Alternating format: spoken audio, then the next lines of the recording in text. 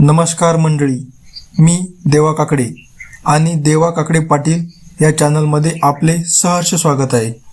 आजची बातमी मन सुन्न करणारी आहे. नांदेड जिल्ह्यातील एका नवविवाहितेच्या मृत्यूमुळे संपूर्ण परिसरात खळबळ उडाली आहे. माहितीनुसार लग्नाला अवघे काही दिवस झाले असताना सासरच्या लोकांनी तिला हुंड्यासाठी त्रास दिल्याचा आरोप आहे.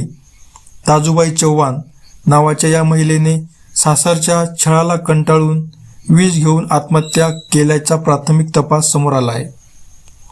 या धक्कादायक घटनेनंतर पोलिसांनी तात्काळ कारवाई करत तिचे पती, सासू आणि सासऱ्याला अटक केली आहे. एकीकडे स्त्री सशक्तीकरणाच्या गप्पा मारल्या जातात आणि दुसरीकडे अजूनही समाजात हुंड्यासाठी अशा पद्धतीने निष्पाप जीव गेल्याची घटना घडतात. हे अतिशय दुःखद आहे. तुमच्या मते या प्रकरणात दोषींना कोणती शिक्षा व्हायला हवी? खालील कमेंटमध्ये नक्की सांगा.